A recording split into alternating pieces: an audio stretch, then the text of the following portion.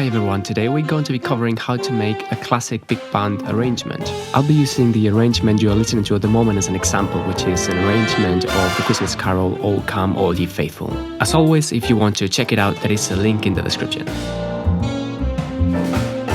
For those who don't know this, a classic big band setup is made up by 2 alto saxophones, 2 tenor saxophones, a baritone saxophone, 4 trumpets, 4 trombones, and the rhythm section, which is made up in turn by an electric guitar, a piano, a double bass, and a drum kit. Obviously, this setup can be modified by adding or removing instruments, but this is the most basic one. In classic big band arrangements, over 80% of what you're hearing at any given time boils down to just a few arrangement techniques. The first one is called static tutti.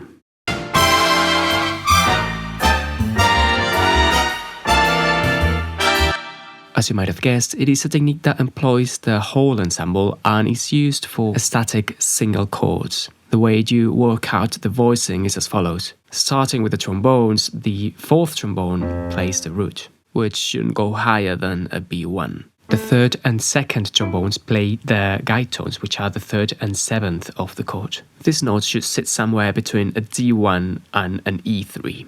The 1st trombone can do different things. For instance, it can add a new tension, double down an octave the 4th trumpet, or any other tensions that trumpets might be playing. Moving on to the trumpets 1, 2, and 3 usually make up a major chord. This chord is made up by tensions or tensions and real tones, and it's always in root position. The 1st trumpet, which is the lead trumpet, should sit somewhere between a G4 and a D5, and the 4th trumpet doubles down an octave the 1st one. Moving on to the saxophones, the baritone saxophone usually plays the root of the chord, though it could also play the lowest guide tone.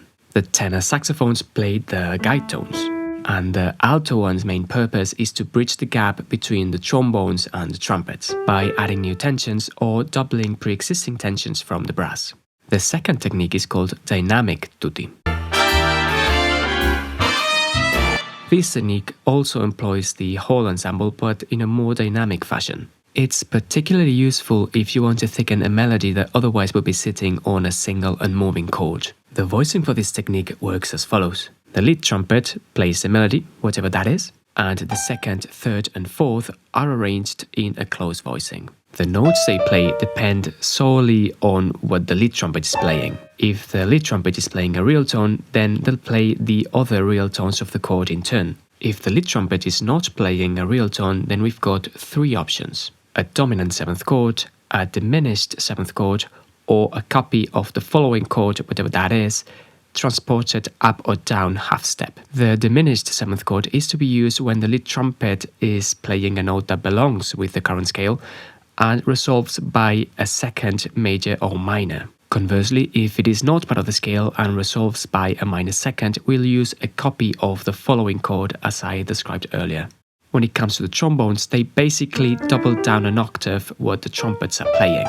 As far as the saxophones go, the 2 altos and 2 tenors double the trombones, and the baritone doubles down an octave the 1st alto. The next technique is called free baritone.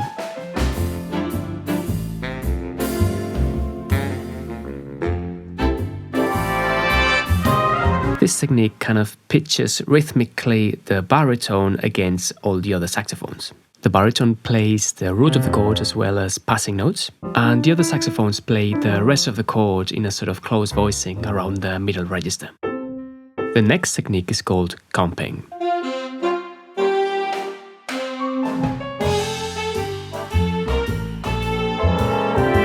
And it consists of a rhythmic/harmonic accompaniment. It's kind of similar to what a free baritone without the bass would be. In order to work out the voicing, first off we have to lay out the guide tones. Then we build a 7th, minor or major, from the lowest note, and this note will be the highest note. And finally we fill in the gap between the lead tone and the top guide tone by choosing a tension that works. In this specific instance, I chose to put this note below the top guide note, but this was just a matter of personal preference. The next technique is called spread and consists of a bed of long notes upon which a melody plays.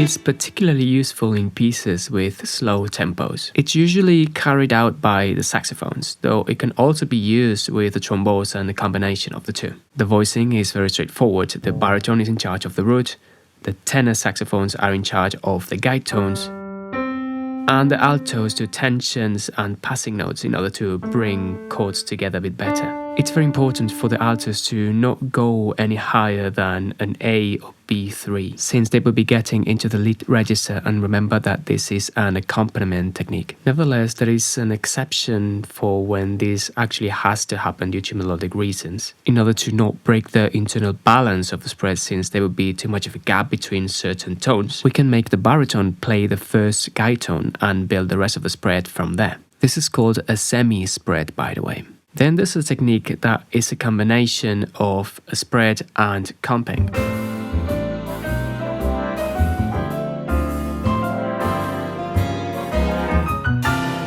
This one in particular doesn't need any explanation, since it is literally a combination of the two. So that's about it. These are the techniques that make up the very staple of what a classic big band arrangement is. Of course, there's lots of variations to these techniques, as well as others that I have not mentioned. There's also loads and loads of tiny little rules that apply to certain elements of these techniques and how they're meant to be used. But as I said, this is a very solid sum up of it all. And as it's usually the case, keep in mind that the key to a successful arrangement is not the techniques in and of themselves, but when and how you use them, how you combine them with each other as well as with other elements.